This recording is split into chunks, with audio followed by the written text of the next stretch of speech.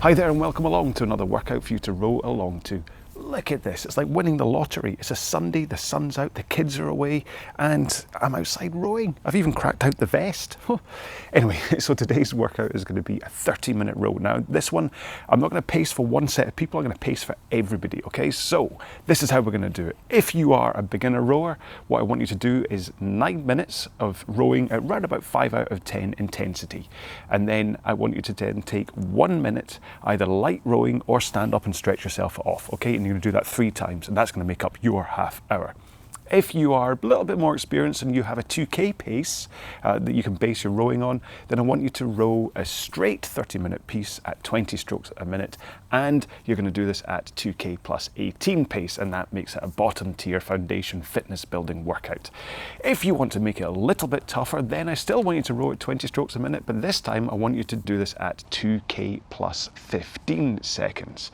And then finally, for those top tier people that really want to get a tough workout, I want you to see just how far you can get in 30 minutes at 20 strokes a minute. So you're just going maximum power for 30 minutes. Just let's see exactly how far you can go, and make sure to post your results to either the podcast or this YouTube video and let me know how you get on. As for me, I'm going to be rowing this one as the bottom tier foundation. I'll explain why during the warm-up. And as for the warm-up, we're going to do the 4-minute warm-up that we always do. And we start off by setting up the machine. Go to your drag factor. It's on the other side of my machine. I can't show you. If you're on the Concept 2, make sure and set up your drag factor where you want it to be, where you need it to be. If you don't know about drag factor, please check out the various videos and things spread all over the internet, but I also have one on my YouTube channel. Crikey, this intro is long. Next up, go to your monitor and set it at eye height if you can. Concept 2, obviously you can, but if you're on a water row or something, there's a chance it's down quite low. And finally, try and set your foot stretchers at a point where you are able to comfortably get to the front of the machine with your shins pointing into a vertical position. Let me take my shoes off and I'll show you. So you get to the front, shins pointing vertically, okay, and you shouldn't be all bound up and things. So 4-minute warm-up. I'm going to do this at 18 strokes a minute. We're just going to start with a nice gentle pressure, kind of the same as if you were doing a body weight squat, okay? Down with the shades. Here we go then, in 3, 2, 1, let's go. Now, like I say, power-wise, you're just doing this as a body weight squat while you just get used to how your body feels. Okay, so for a start, you're doing a quick check for, does anything hurt while you're rowing?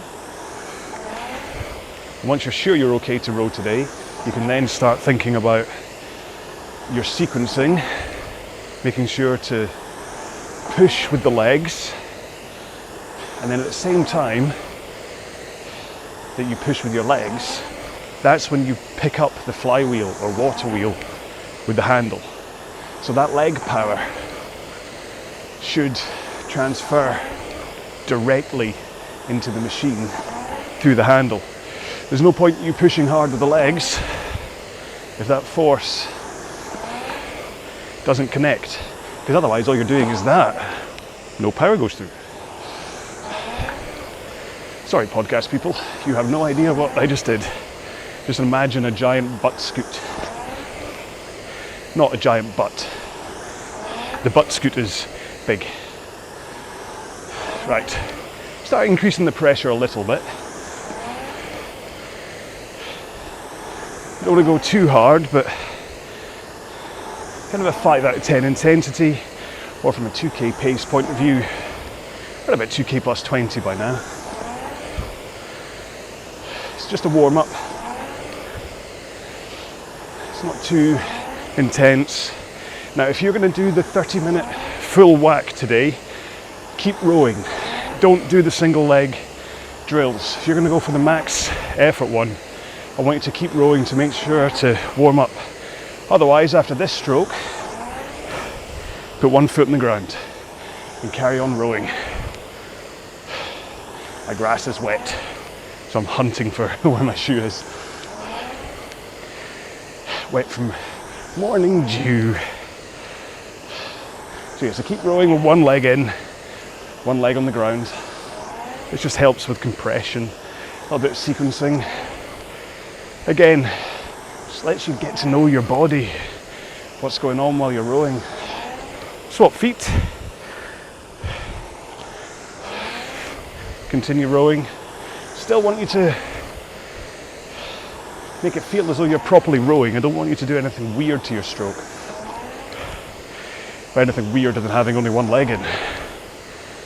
So still hinging forwards and backwards over your hips, pushing with your legs first. One more stroke. Now let's put both feet in, straight legs, row with your back and arms. This one I've got to be careful with, as the reason I'm taking it easy today is that I pulled a muscle in my back last week. This is my first row back in about, 6 days? That's all right. This doesn't hurt, so it's a good thing about warm-ups, you get a chance to do a sit rep for your body. Okay, opposite, arms straight, roll to the front, push out with your legs this time. Keep your arms straight. Lean into the front of the machine, push out with your legs, keeping your arms straight and hopefully keeping that forward lean. Working on that timing between pressing with your feet and connecting with the flywheel or hamster wheel or water wheel or I don't know what other wheels you get, Ferris wheel, who knows. All done with the warm-up. Just make sure and stretch off your back if you've got any underlying pain, which hopefully you don't. If you do have any kind of pain, make sure and take a sensible pace approach to today's row, okay? Regardless, keep moving up and down the rail, have a quick drink, and then I will describe one more time what it is that we're doing today. Okay, so once again, today's row is going to be 30 minutes at 20 strokes per minute, and there's 4 different ways you can do this. If you're a beginner rower and you have no idea about 2K pace, then I just want you to row 9 minutes at round about 5 out of 10 intensity, bearing in mind 1 out of 10 is sitting on the couch eating a bag of Wotsits, and 10 out of 10 is rowing so hard that you fall off the machine. So you kind of want to be in between there, okay, where you're rowing hard enough that you're slightly out of breath, but you can still have a conversation and you're not feeling too tired, okay? Just to get you through this 30 minutes. So you're gonna do that for 9 minutes, and then you take 1 minute where you either row a lot lighter or you kind of stand up and stretch off your backside and all that kind of stuff, okay? Because maybe the first time you've rowed for 30 minutes, so I wanna make sure that you're comfortable doing so. If you are a little bit more experienced and you wanna do this as a fitness building bottom tier row on my pyramid intensity tier system, then do this one at 2K plus 18 seconds, but still at 20 strokes per minute. If you want to be a mid-tier row, then do this one at 20 strokes per minute still, and at 2K plus 15 pace, okay? So it's a little bit faster, and that intensity is going to make it feel like a really tough row.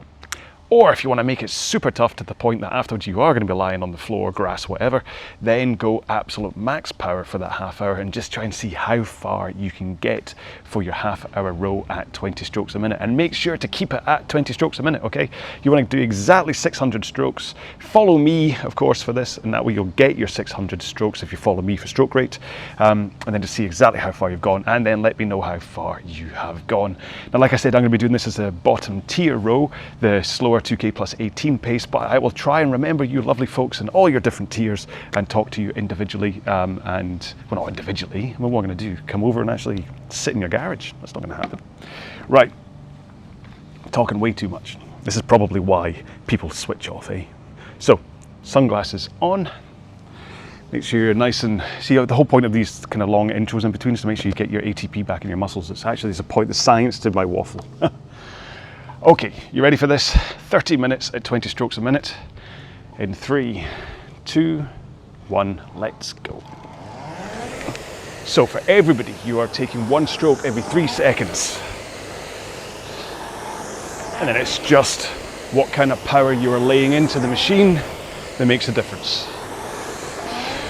Now there is a good chance that those of you who are rowing at a 5 out of 10 effort level and those of you who are rowing at a 2K plus 18 pace are actually rowing at the same intensity.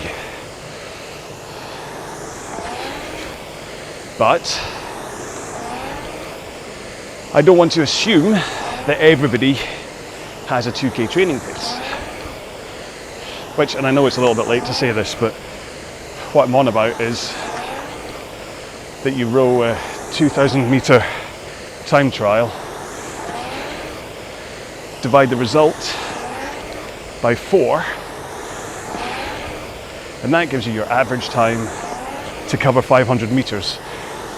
in a 2K in like a proper your best TT pace. And that is your 2K training pace. So if your average was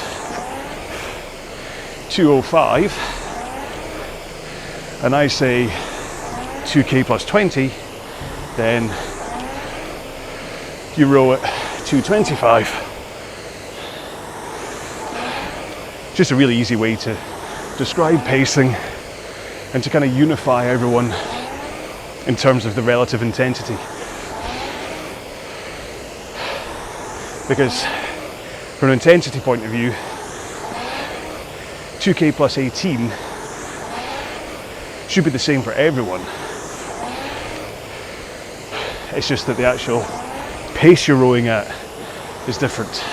Some of you might be at 2:03, some of you might be at 1:53. Well, family's home. Wonder if we're going to get any gate crashers today.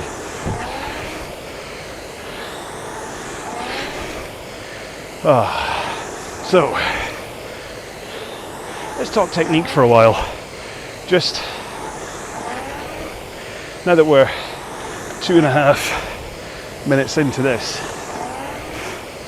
you should be properly warmed up. Those of you who are trying to squeeze out as much power as possible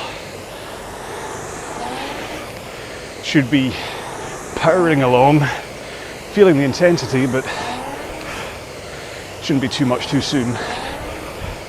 But for everybody, it's really important to think about technique based on what you're trying to get out of today. Be it efficiency, fitness, power, muscle building, or just an all-over body fitness workout. If you don't have something close to good technique, you can be missing out on quite a lot of that. And worse, you could cause yourself injury if you're trying to get maximum meters with the poor technique. So, let's assume you've never watched one of my videos before.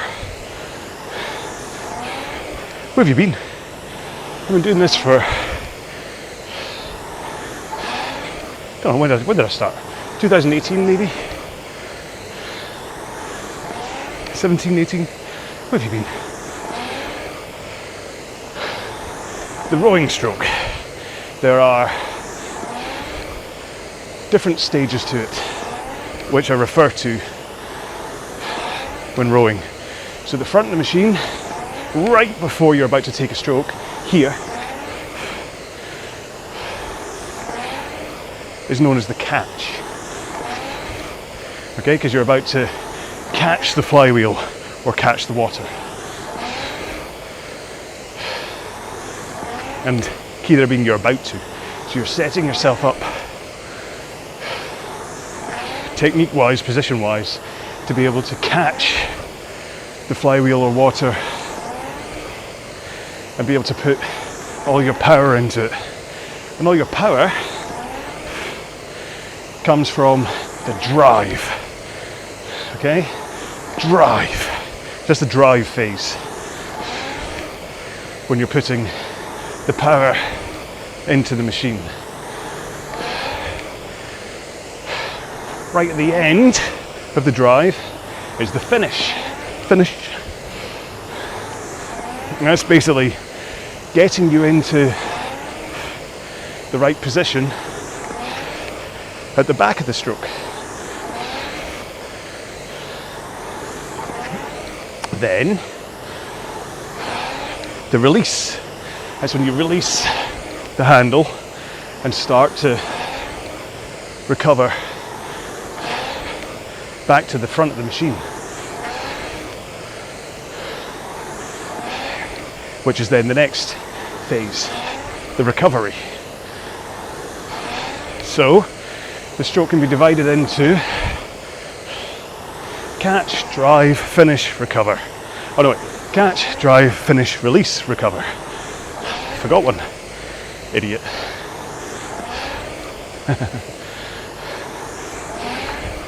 Now,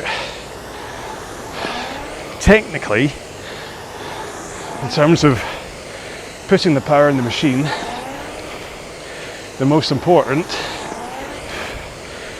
phases are the catch and then the drive. Everything else, so the finish, release, recover, are all about making sure that you are set up in a good position for the catch and the drive. It's not to say they're not as important as the catch and the drive, but as you're not actually putting any power into the machine at the release and the recovery, you kind of are at the finish. If I had to choose a favourite child, it would be the twins' catch and drive, with finish being that awkward middle child, and then release and recover being the younger children that actually becomes very important to pay attention to. And that's where my analogy runs out. But anyway, that's the importance of the stroke. But then you have to start looking at your body position first and foremost in the catch to be able to put that power into the machine. And hopefully, almost 9 minutes in, you're in the right place to start really thinking about what your body position is. So as you come into the catch at the front of the machine, here's what you need to do. Arms straight. Body tilting over the hips and leaning in to the front of the machine. Not too far. As you're looking at me in the video, we're only talking 11 o'clock on the clock face. So you're not prostate. You're not coming in like this. Prostate, yeah. Not prostrate, that'd be something completely different.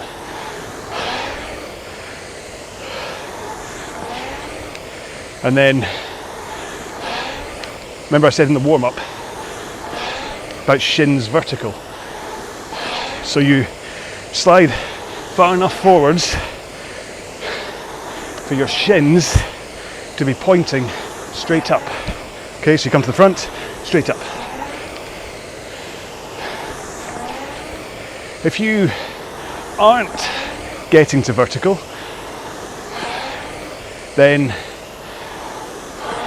you will be missing a certain amount of compression of your body, which then springs out from the front to lay in the power. So try to get to vertical if you can. If you can't, well, there is a chance it's your flexibility, in which case work on that. But it could also be that your foot stretchers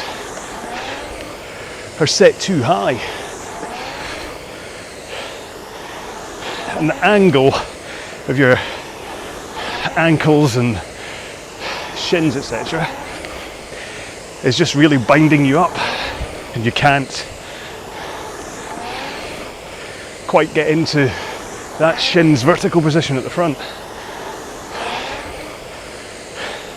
Now, if your foot stretchers are too low, then you can actually over compress, go sliding too far forwards, which really becomes an issue more of power, in that you can have a bit of a power leak if you over compress at the front, because as you come forwards, your body, like I say, kind of coils up like a spring, and it's really wanting to release itself. And the trick is to kind of wind yourself up and then release yourself into the machine. But if you over compress, what can happen, and certainly what happens to me, is that your butt shoots out from underneath you before you connect to the flywheel on your machine. Now, also must be said that over compressing at the front can lead to injury. So if you are going way past shins vertical, or you are really rolling your back in and overstretching with a very slumped posture, that can cause injury. Because that's what I was doing a few days ago. I was trying to squeeze out more pace on the machine, and watching the video back, I could see that I was really rolling in at the front, over compressing, and that's what pulled a muscle in my upper back. So you want to be arms straight, forward lean, the right amount of compression, with a powerful, strong posture. So up on your sit bones, and a strong back. So again, you don't want to be all curled in a C shape, which you see a lot. People that are really hunkered down and squashed at the front, which usually happens from rolling their hips back, and they're just going back and forwards, which I can really feel is hurting my lower back. So let's get back up again. Get back up to pace as well. Slipped right off there.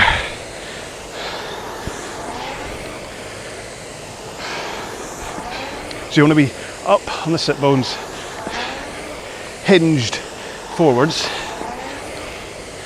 I'm not talking as straight as a plank. I'm talking powerful. There's really a lot to think about for the catch when you think about it. But even if you take these 10 strokes at a time, so think about arms straight as you come in for a few strokes, then think about forward lean, then think about how far you slide, then think about posture.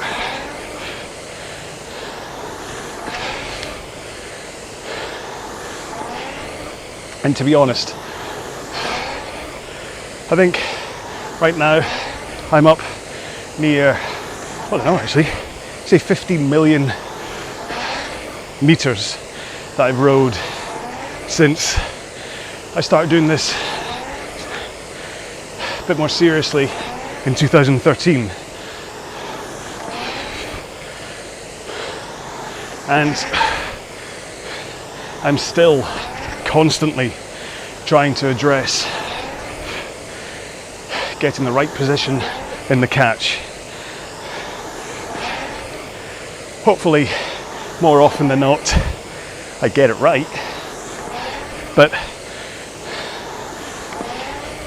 just because I might be getting it right doesn't mean I don't need to focus on it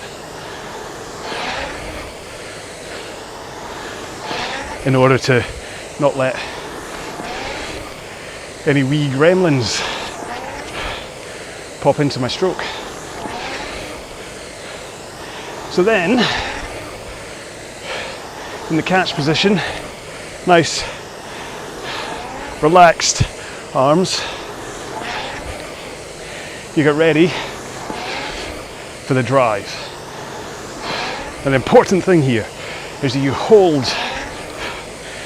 those straight arms and that forward lean as you push with the legs. Push, push, and try to hold your body position for as long as possible so that basically as your handle is about to pass your knees, only then do you swing over your hips into a backward lean and pull in those super cool arms. Wish mine were super cool. It's quite hot today. So, especially for you folks trying to go for max meters here, and probably the 2K plus 15 folks too, you really want to concentrate on holding that forward lean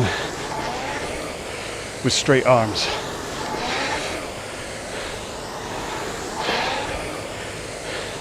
Because not only is that the most efficient way to get your leg power into the machine, it's also the way to limit your chances of injury. Because if you're going hard and you either pull early with the machine, with the handle, sorry, then you're risking shoulder and forearm injuries, and you're leaking a lot of power. Or if you open your back up too early, then again you're losing all that power that you could be putting in from that backswing, and you're also taking the full force of the stroke through your lower back when you swing back right at the front, which, trust me, will cause a sore back, if not injury, once you're starting to take up the intensity and duration. But really, take all of that out of the equation and assume that you're rowing either for power and speed or for fitness and a all over body workout. If you swing your back too soon, then you're losing power and you're completely shortcutting your back. So that all over body workout that you're looking for is not so much all over body. So yeah, drive, swing, pull. Drive, swing, pull. You will have heard it probably more commonly as legs, body, arms. Legs, body, arms. And try and get that sequencing right, especially if you're new. See if you can get the sequencing drilled into your body right from the very get-go. You're going to find it much easier through your rowing career, time, whatever you want to call it.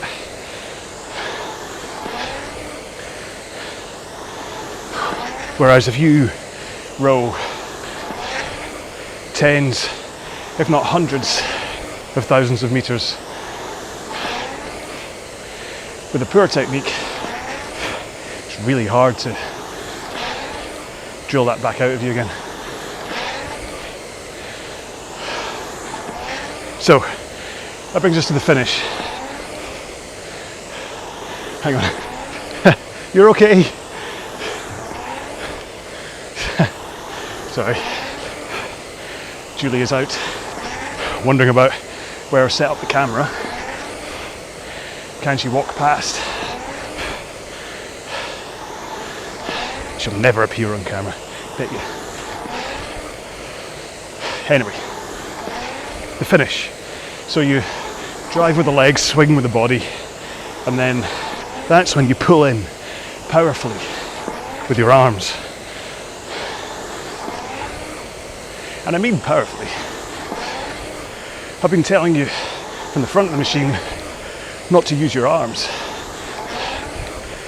So your wee arms are like, come on coach, let me in, I want to play. Once you get into the back of the stroke, the show's all theirs. Your legs are done, your back's done.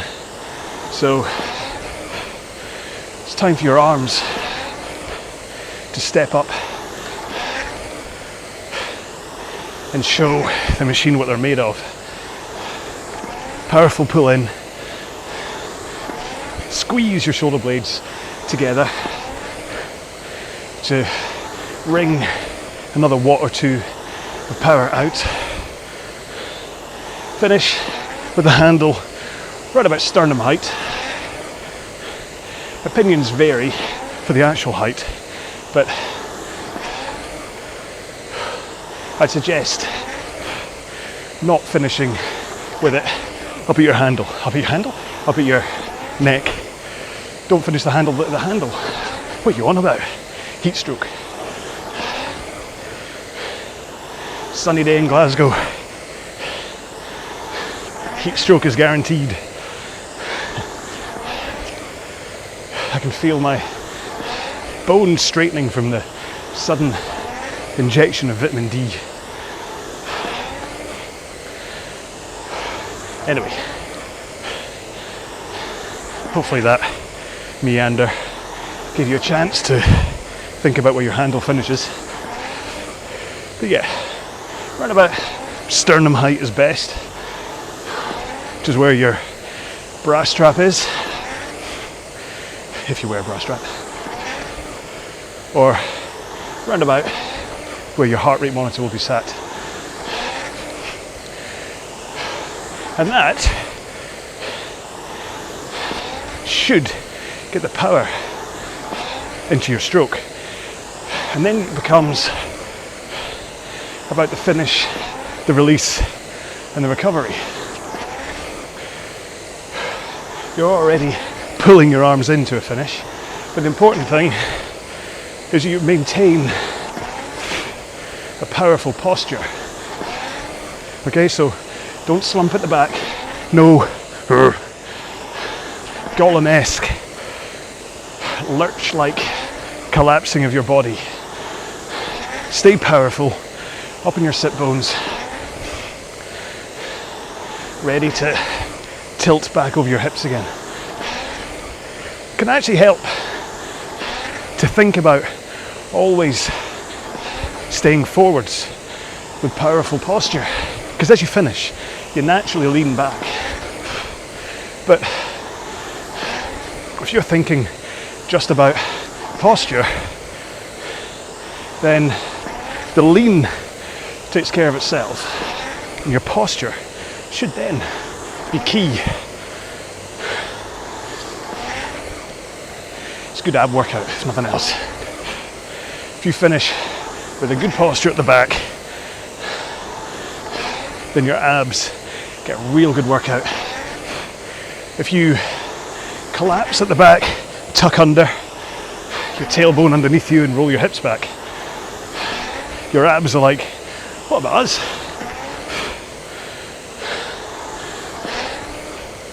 So let them in on the game.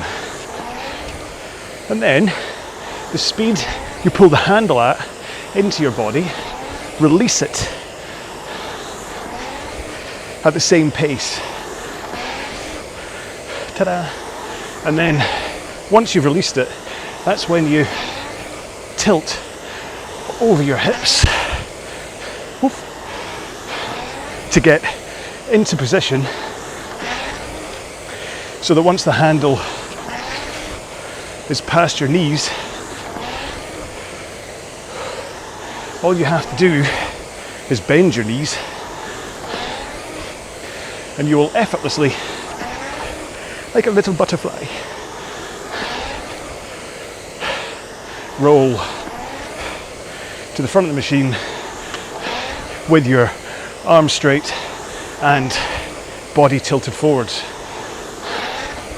So remember I said the recovery is all about setting yourself up. So this is where